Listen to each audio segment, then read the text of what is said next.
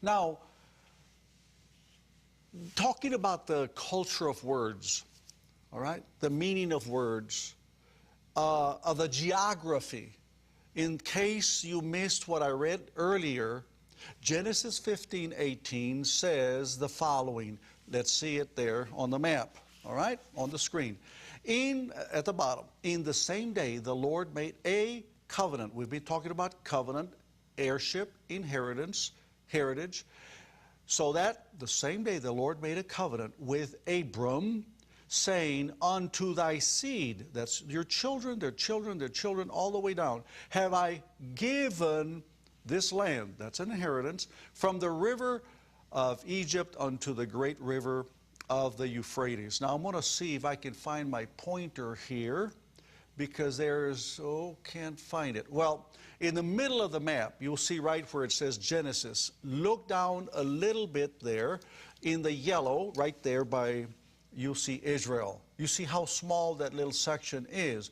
But if you look down toward the bottom in the green, bottom left, a huge piece that says Egypt, there's a little vein that runs by it that's from the top to the bottom, and that's the Nile River. Well, that's way down south from Israel, which is up there in the middle in the little yellow. Now, if you look way to the upper right in the yellow, you see Iraq.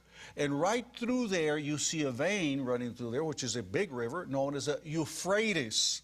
So what God is saying to us, he told Abram and tells us from Abraham all the way down, that he's not just going to give Israel that little piece of land that was in the yellow that you saw there.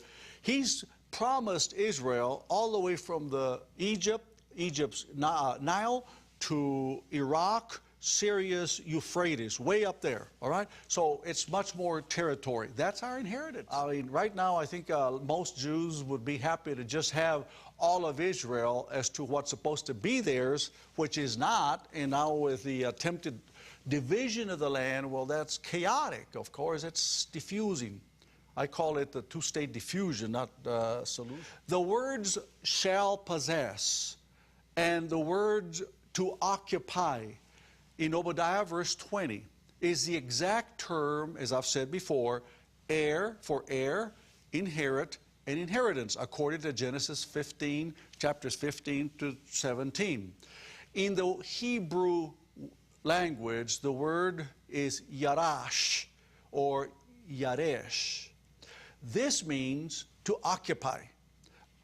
What it means is that it's to occupy, meaning to take possession, because one version says to take possession, to occupy the land of okay, which it means to, by driving out previous tenants and taking possession of it in their place. I'm talking about tenants that are not Jewish, of course, such as, in this case, Muslims and others.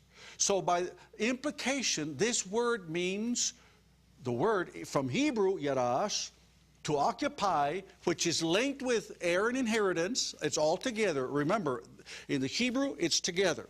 It means to take, to seize the land. It means to seize, to take over, all right? To seize, to besiege the land, because there's a lot of people that don't belong.